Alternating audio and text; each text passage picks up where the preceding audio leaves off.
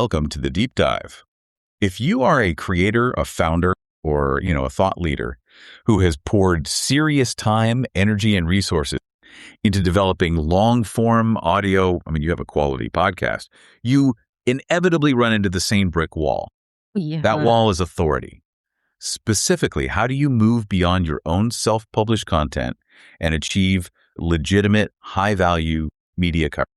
It's the constant struggle, isn't it? And it's deeply, deeply frustrating. You've built this incredible expertise. You might even have a decent following, and yet you still feel like you have to pay these, exorbitant PR agency fees. Or just cross your fingers. Exactly. Just cross your fingers and hope a major journalist happens to stumble upon you. That gap, that chasm between the influence you own and the influence you earn, it's just huge. And we're talking true earned media here. I want to be really clear. This isn't about sponsoring a newsletter or paying for a sponsored article. No, not at all. This is about getting cited, getting quoted, and being treated as a genuine authority by established publications because your voice, your thinking, is truly valuable. Mm-hmm. So our mission today is to dive deep into a framework that completely flips that process on its head, really, and transforms your long-form audio into a blueprint for press coverage. We call this framework the podcast to press playbook. And the core question we are answering today is, it's pretty simple. How do you take all that intellectual capital you've invested in your own media, your podcast, and strategically leverage it to drive consistent earned media? The sources make a really powerful assertion right off the bat, and it challenges a major assumption that I think derails most creators. Lay it out for us.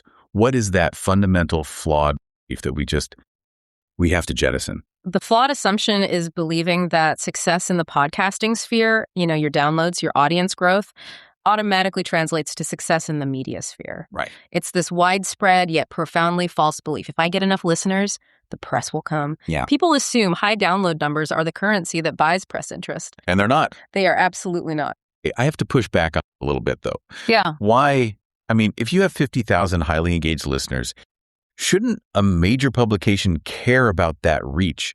Don't they want to tap into that audience? Isn't that a form of market validation? It absolutely should be. And in a perfect world, maybe it would be. But the priorities of a journalist or, an editor are fundamentally different from those of an ad sales team. Okay. Journalists are chasing a totally different currency. They don't chase listeners because listeners are, they're volatile, they're ephemeral, and they're platform dependent. True.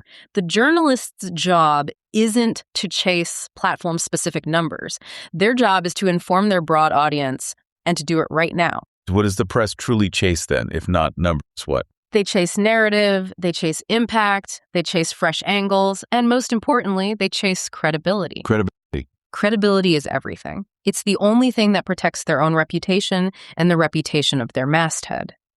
And when your podcast is positioned correctly, it provides a much more efficient, transparent, and trustworthy demonstration of that credibility than any formal media kit or press release ever could. So we're building a clear roadmap here. We're moving from just hoping for coverage to actively designing for it. What can our listener expect to take away from this deep dive? We are delivering a complete system.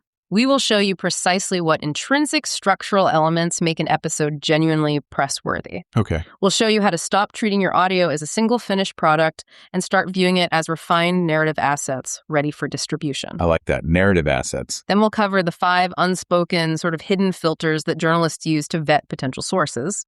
And finally, how modern tools, including strategic AI usage, can eliminate the guesswork around exactly who to pitch and critically when. That's a huge shift in perspective. You're moving from just publishing content to generating credibility infrastructure. That's it. Okay, let's unpack this. We need to start with that realization that fundamentally changes how you view your show.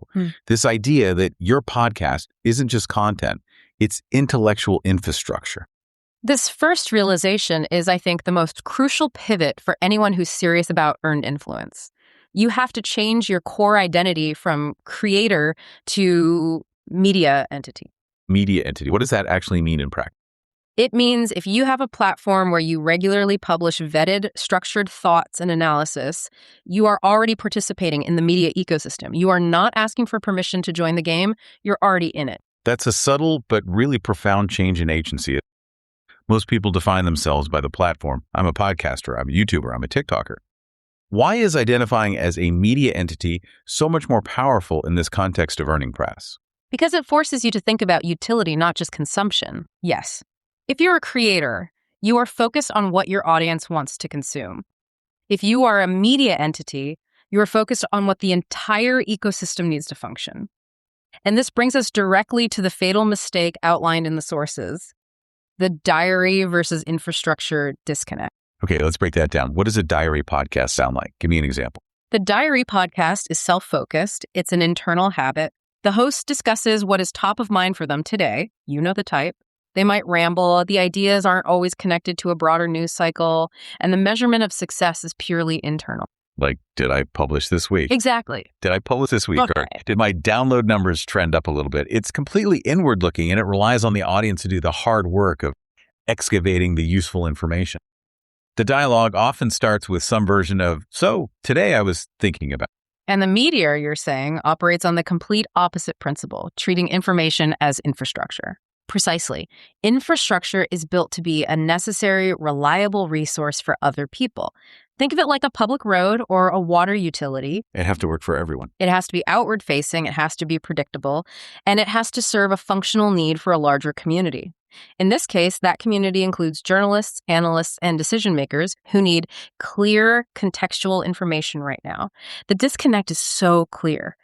Brilliant voices remain invisible because they are stuck in that self-focused, unpredictable diary habit when the market is desperate for reliable infrastructure.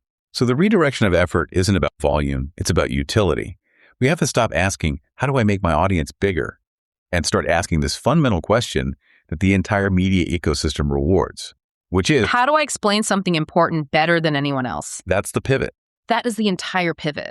When you shift your goal to maximizing clarity and utility, your content changes instantly. Media rewards clarity under pressure, not noise. If you can take a complex, timely, or, a widely misunderstood issue and provide the clearest, most defensible explanation, complete with all the necessary context, you stop being just another voice. You become an invaluable resource. This is where the source material introduces the explainer gap, which I think is a brilliant observation about the state of modern information.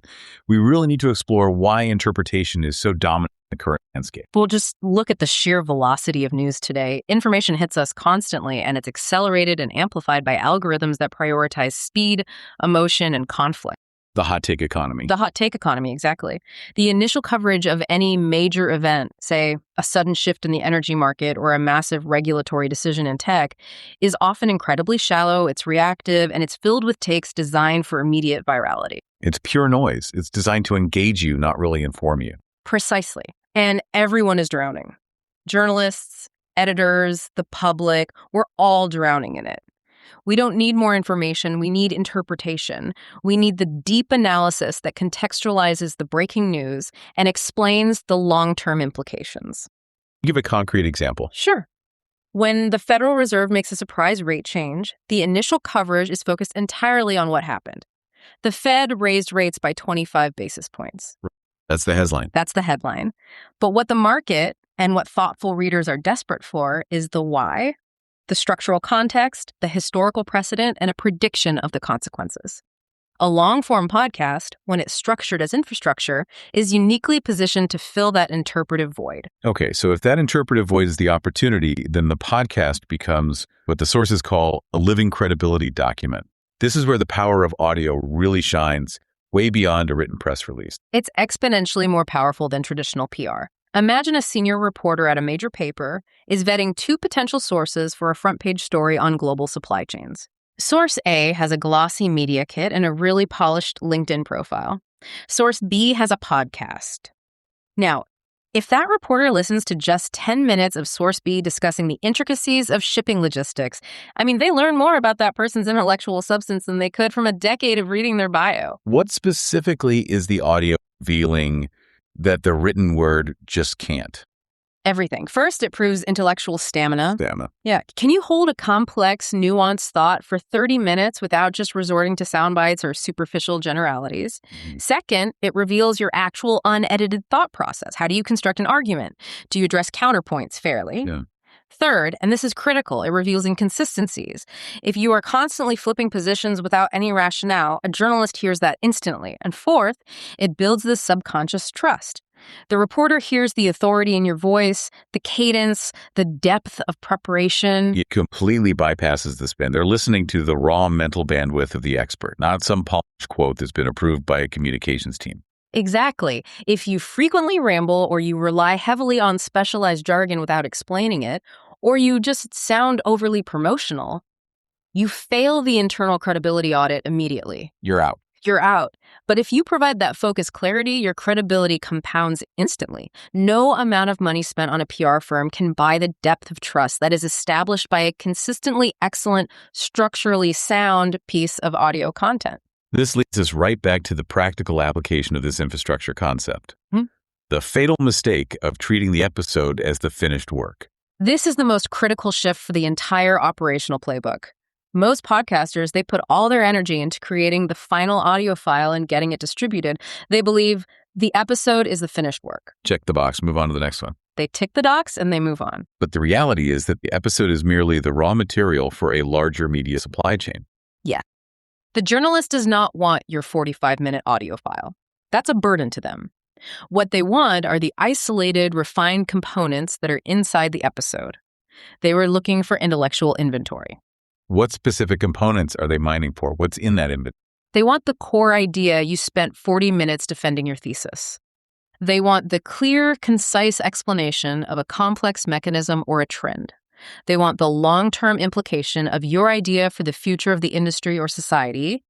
And critically, they want the relevance of it right now tied directly to the current news cycle.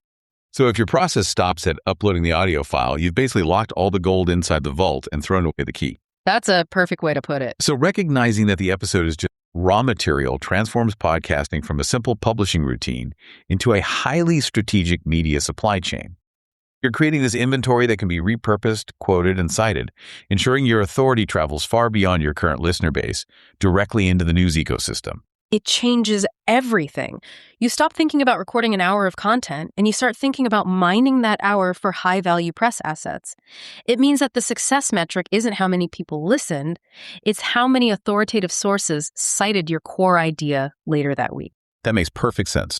Right. So if we have the foundational mindset that we are an infrastructure entity providing these clarification assets, we now need to talk about the destination. We need to step inside the newsroom and really understand how the journalist, the recipient of our infrastructure, actually operates. We, as creators, we're so often focused on what we want to talk about. We think my topic is important, therefore someone should cover it. But we need to flip that script entirely and think like the deadline-driven, hyper-pressured individual on the receiving end. That focus on self, the brand, the product, the personal journey, that's exactly why traditional PR so often fails. It completely misses the journalist's fundamental agenda. A journalist's world is defined by extreme time pressure and the need to deliver clarity and deliver it quickly. Let's define that pressure. What are the 3 non-negotiable questions an editor is asking their team every single month? They are definitely not asking, who paid a PR firm this week, or whose product launch is happening today? Right. They are driven by 3 intensely urgent, timely questions they ask. First, what's happening right now? Second, why does this matter to our audience? And third, who can explain this clearly, and I mean clearly and fast? That emphasis on fast is so critical. It implies a journalist just doesn't have the luxury of intellectual curiosity to wade through a 6-hour archive looking for the perfect quote. Absolutely not. Their world is defined by the 24-hour news cycle, intense competition, and very strict deadlines. If your podcast content isn't immediately relevant and easily digestible in relation to the moment they are covering, it's basically unusable inventory to them. So it's about the moment. Traditional PR talks about the brand. Winning content, especially content that's sourced from a podcast, talks about the moment and how your specific, timely insight illuminates it better than the mass coverage out there. And to figure out who can illuminate that moment, they engage in this rigorous, mostly invisible vetting process. I want to spend significant time on this because if we fail these filters, our content might as well not exist for the media.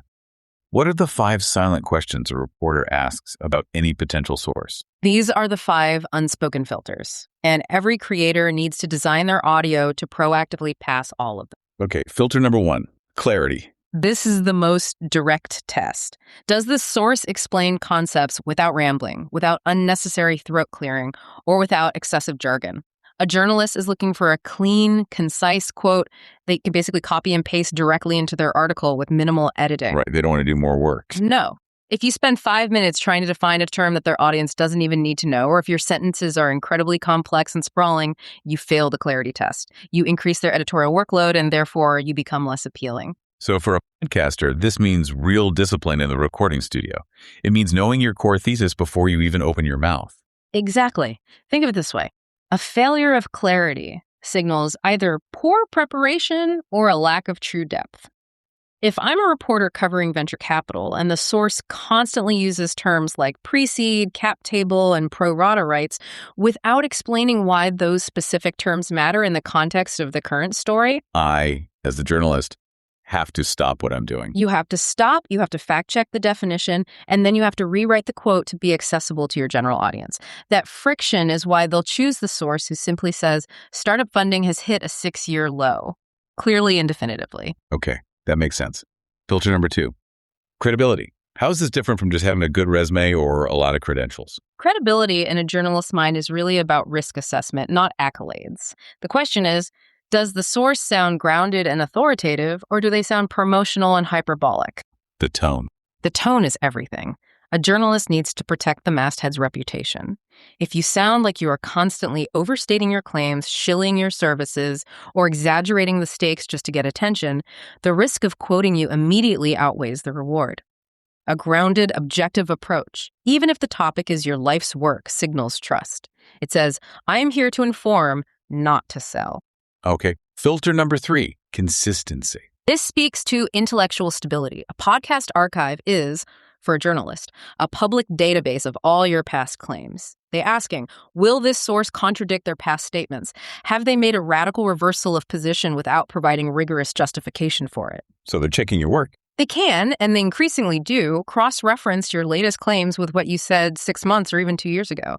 Intellectual inconsistency is a massive red flag. It signals potential retraction risk. If you're known for radical, sudden shifts in viewpoint, you become a liability. That's a powerful point. The archive doesn't just build credibility, it can actively undermine it if you aren't disciplined in your thinking over it. Absolutely. The consistency filter means that the long-term, slow compound of intellectual stability is far more valuable than one viral hot take. If you use your podcast to rigorously refine and defend a specific defensible thesis over time, you become untouchable in that domain. All right, filter number 4, relevance. This is all about precision. Does their expertise perfectly fit the story the reporter is currently writing at this exact moment? This is the death of the generalist approach. I talk about business. That's not enough. Not even close. If a journalist is writing about the new European Union regulation on cryptocurrency stablecoins, they don't need a general finance guru.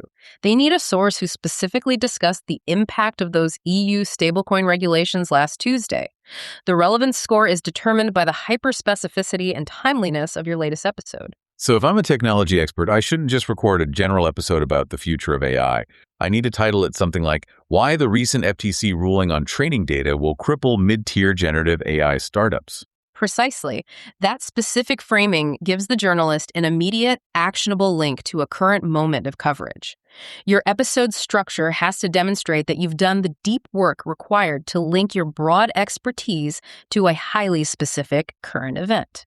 Finally, filter number 5, the critical one, which sounds like pure risk management. Safety. This is so often overlooked, but it's paramount. The question is simply, will quoting the source create undue risk, controversy, or future retraction potential for the publication? Right. A journalist prioritizes their relationship with their editor and their career over any single scoop.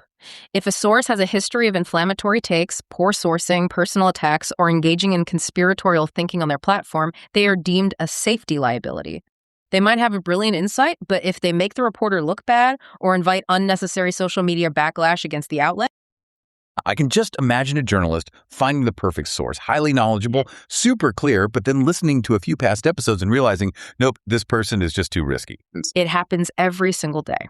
A journalist told me once that they had a source who was truly the world leader in a specific niche of pharmaceutical logistics. The source's podcast was brilliant 95% of the time. But the journalist heard one episode where the host went on an unwarranted, highly political rant, completely unrelated to logistics, and the source was immediately dropped. Why? Because the editor saw the risk of having to defend that tangential controversy. Credibility means being reliably non-controversial on the platform you are using to build authority. what's fascinating about this rigorous vetting process is the implication that journalists are increasingly sourcing podcasters without even waiting for a press release. It's happening passively. The sourcing process has become passive and organic. The journalist isn't waiting for your scheduled press outreach. They are actively searching platforms, they're searching transcripts and specialized databases for the clearest, most consistent voice on a precise topic. If your voice, your specific framing, and your detailed transcript pop up as the perfect explanation, they may simply listen, confirm you pass the 5 filters, and then use your quote or your idea as primary validation for their story. And often, they don't even reach out until after the story is published, or sometimes not at all, if they're only citing a general concept or a statistical frame you introduced. Correct. Your voice precedes you. If they find your ideas clean and authoritative, they will utilize them. And this brings us back to the obsession with audience size. Why does it barely matter for securing press coverage if the journalist is vetting based on these 5 filters? Because the currency of journalism is insight. It's not sheer download volume. Exactly. While massive audiences are nice for ad revenue, they do not guarantee editorial validation. What drives coverage is designed insight. Designed insight is measured by 4 specific criteria that have nothing to do with vanity metrics. Right. First, how clearly the source speaks. There's clarity again. Second, how precisely the source frames complex ideas. Precision matters more than volume. Are you talking about the market in general or the specific mid-cap commodity market in Southeast Asia? Specificity. Third, whether the source's thinking is original. Are you just repeating the consensus, or are you offering a genuinely fresh, defensible angle or challenging an industry assumption that needs to be corrected? And the 4th criterion feels highly focused on utility for the reader, whether the insight reduces audience confusion. This is the journalist's reward. If their published piece helps their audience understand a confusing topic better, if it turns noise into signal, that piece is a win internally. Your podcast content should be explicitly structured as the engine for that clarity, making the journalist's job easier and their article better. So we've established the mindset, which is infrastructure. And we've established the audience, which is the vetted, deadline-driven journalist. Now we have to operationalize all of this. How do we move from the idea to the actual episode structure that guarantees we pass these 5 filters and deliver the required insight? This is the core of the operational shift. If you want your podcast to feed the media supply chain, you must fundamentally change your preparation process. You cannot simply trust your internal brilliance. You have to structure your content for external utility. And before hitting record, the sources assert that a media-ready episode must be structured to travel. It needs inherent velocity and narrative design, and it must strategically answer 5 specific questions. If these are unmet, the content will be enjoyable to your existing listeners, but it will be, inert as earned media. First 2 questions are all about conflict and change. What existing assumption does this episode challenge? And what is fundamentally changing right now in the relevant field? Why is challenge necessary? Can't I just confirm a good idea that's already out there? Because confirmation is not news. The media thrives on conflict. The conflict between what people think is true and what is actually true. You have to identify the consensus, the assumption that most people or most analysts hold, and then position your episode as the counter-narrative, the correction, or the explanation of why that old assumption has. Give me an example of that. Sure. If you're talking about inflation, the common assumption might be that interest rate hikes will solve it. Your challenge, your counter-narrative, might be that the structural costs of deglobalization are the real driver, rendering those interest rates kind of moot. Okay, and anchoring that idea to what is changing right now links it directly to the journalist's need for time. Exactly. This satisfies the journalist's what's happening right now question. You anchor your perennial, thoughtful wisdom to a recent fundamental change, a new policy, a market crash, a technological breakthrough. This is how you provide signal instead of noise. You take a big, complex idea and make it immediately relevant to a crisis they are covering today. The next 2 questions focus on the public utility of the content. Who is currently confused about this specific issue? And what specific concept or trend people getting wrong? This is an exercise in empathy. Empathy for the reader and for the journalist. If you can identify the exact source of public or industry confusion, you are providing the journalist with a clear value proposition. You're basically saying, if you publish this quote or this insight, your audience will be smarter and less confused. And the source material heavily emphasizes identifying what people are getting wrong. Misunderstanding is the ultimate hook. If everyone is focused on metric A, the number of houses sold, and you explain why metric B, the inventory of homes currently being built, is the real leading indicator for the next 6 months. Well, that contrast is press gold. You are correcting a pervasive error. It's the I'm going to tell you what they aren't telling you angle. Precisely. And the final question introduces the stakes. What is the consequence if the audience misunderstands this information? If the consequence is low, the topic doesn't matter to a major outlet. Right. If the consequence is just that someone might lose $50 on a stock tip, it's low stakes. But if the consequence involves systemic risk, organizational failure, mass loss savings, or a national security threat, suddenly your analysis is vital. You have elevated your episode from a friendly discussion into essential education. And if those 5 questions are rigorously answered and integrated into the structure, your content is now structurally primed to be a press asset. It is. This structure leads us directly to the headline test, which the sources call the single point of failure for most creators. It is the ultimate litmus test for clarity and velocity. Before you launch, you must step back and ask yourself, if the single core narrative of this episode were a headline, would anyone actually click? And not a vague descriptive title like Deep Thoughts on Economic Trends, but a compelling, urgent, specific headline. Okay, give us an example of a failure versus a success here. A failure is episode 12, discussing the importance of cybersecurity. That's descriptive, but it's completely inert. It goes nowhere.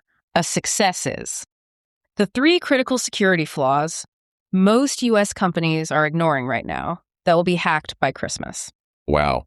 Yeah, that's different. The second headline implies urgency, specificity, consequence, and a clear outcome.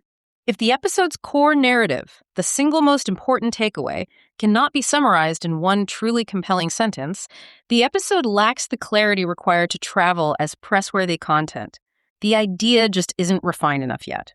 So that one compelling sentence is the narrative anchor, and it has to be established before the recording even begins, or you risk just rambling toward a conclusion that isn't tight enough to serve as a headline. Exactly. So once we pass that test, we get tangible. We get to the media asset stack. This is the physical inventory we create for our media supply chain. Absolutely. A single, strong, strategic episode must be designed to yield an entire stack of assets. We are isolating the usable pieces. And this involves 5 distinct elements that must be extracted from the long-form audio during post-production. Okay, let's start with the big ones. We have the one core narrative. That's our compelling headline thesis. And then the 3 supporting insights. The core narrative is your main point. The 3 supporting insights are the critical data points, the strongest sub-arguments, or the concrete examples that prove the core narrative is true.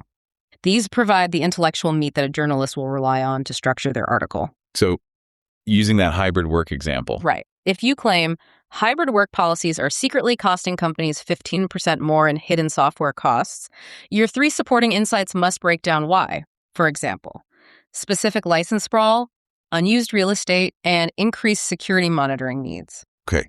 Then the low-hanging fruit, Porter's favorite element, 5 quotable lines. How do we generate these? This must be systematized during transcription and editing. A producer or an editor should be able to stop the tape at, say, timestamp 14.35 and flag that specific 12-word sentence as a potential quotable line for the asset stack. Looking for them as you... You have to be. They need to be short, punchy, declarative sentences. Ideally fewer than 15 words that summarize a key idea with impact and sound authoritative when they're placed in an article. These are not designed to be social media sound bites. They're designed to give the reporter immediate high-authority voice without requiring a ton of context. I see the difference. A social media quote is often emotionally charged and needs context.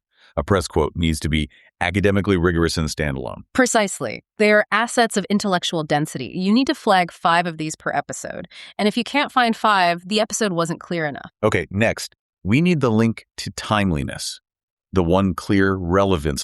This is the concise statement explaining why this asset stack matters today. It must tie the entire thesis back to the current news cycle, the recently passed bill, the quarterly earnings report, the major economic shift. Without a relevance hook, the assets just sit there. Because of X happened. Yes. In light of the recent collapse of Silicon Valley Bank, our research shows that small regional banks are ignoring 3 critical liquidity metrics. That's a relevance hook. And the final piece of the stack, the one expert positioning statement. This is the definitive, authoritative conclusion that explicitly establishes your domain credibility. It's the final thought on the topic designed to confirm to the journalist that you are the essential, citable voice they need.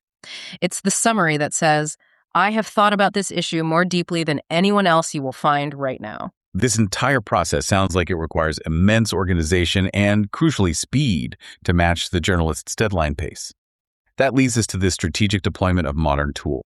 And we aren't talking about AI generating the content itself, but acting as a media intelligence engine. The role of AI here is to remove the traditional guesswork that made PR so expensive and inefficient. Once you have your asset stack, the narrative, the insights, the quotes AI helps you execute surgically on timing and targeting. Let's look at specific use cases for AI. How does it help us with timing? Well, consider the window of opportunity. If your thesis is about a new regulation, the optimal time to pitch is not before the regulation is announced, and often not a week after. AI tools can analyze real-time news volume across major publications, say the Wall Street Journal and Bloomberg, and identify the precise peak interest window. So if the regulation passed on a Monday and major outlets are focused on just summarizing it on Monday and Tuesday, the AI might identify Wednesday morning as the moment when reporters shift from what happened to what does it mean? Exactly. The AI scrapes article headlines and links from the past 48 hours globally and matches those against your asset stack's relevance hook. It can then alert you that the optimal window for your specific corrective insight, the 3 things people are getting wrong about this, is opening at 9:00 a.m. EST on Wednesday. So your pitch lands just when the story is shifting from event reporting to analysis. It ensures your pitch lands when they need it most. And how does it refine targeting beyond just looking up finance reports? Generic pitching is dead. AI acts as a smart filter. It matches your specialized asset stack, for example, your 3 supporting insights about small regional banks, to the specific beat, focus, and most recent articles of individual reporters. Instead of sending 500 emails to a list of finance reporters, you identify the 4 reporters who have published 3 articles in the last 10 days specifically mentioning regional bank liquidity concerns. That eliminates blind pitching completely. It ensures that the specific inventory we created lands on the desk of the exact person covering that precise subject, maximizing the likelihood of earned coverage because the pitch is hyper-relevant to their current workload. It transforms distribution from a scattershot effort into a surgical marketing effort. The infrastructure we spent Section 1 discussing now has a high-precision delivery system, ensuring that all that hard work actually results in earned media. I appreciate the depth here, but let's introduce some friction. This sounds incredibly rigorous. I mean, we're talking about professionalizing podcast production to the level of a media firm. For the average individual expert, isn't creating this entire asset stack and using AI tools just repackaged expensive PR work?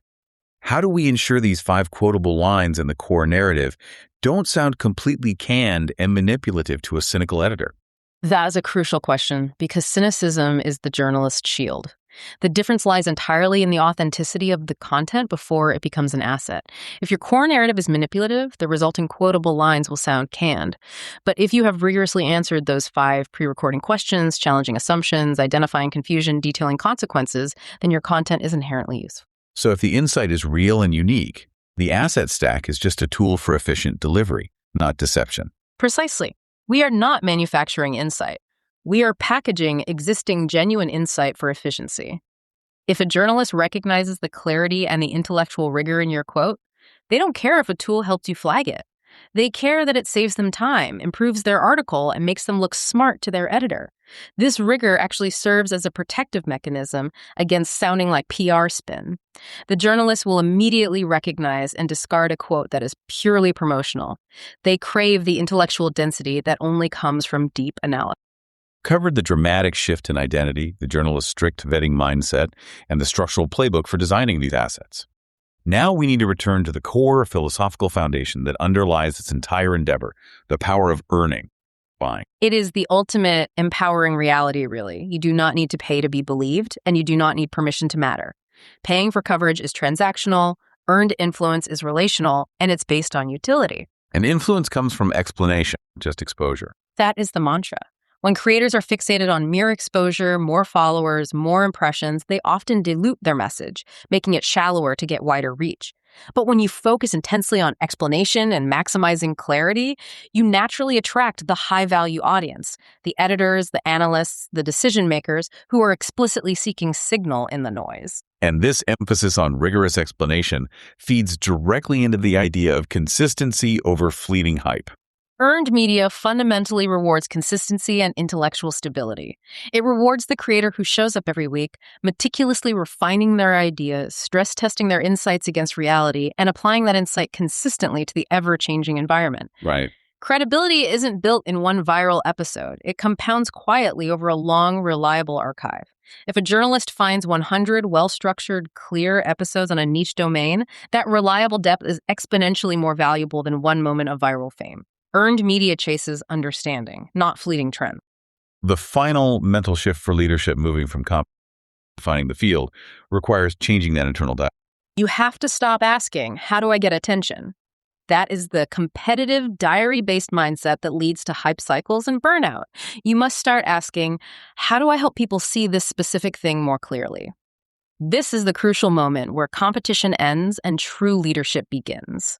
The leaders are simply the ones who provide the clearest, most reliable lens for understanding a complex world. That shifts the focus entirely onto the utility of the content for the user, whether that user is an engaged listener or a highly skeptical, deadline-driven journalist. And this leads to the necessary final framing of your audience. When you sit down to publish your next episode, you must remember that you are not recording for your listener download numbers alone. You are recording for a much higher stakes audience who are actively auditing you. Precisely. You are recording for editors, for journalists, for strategic partners, and for key decision makers who are looking for voices they can trust to provide signal, to explain the moment without hyperbole, and to show their thinking. They are listening for intellectual infrastructure they can rely on. And if you structure your podcast as that clear, consistent, living credibility document as a source of intellectual infrastructure, then you become an essential asset to them.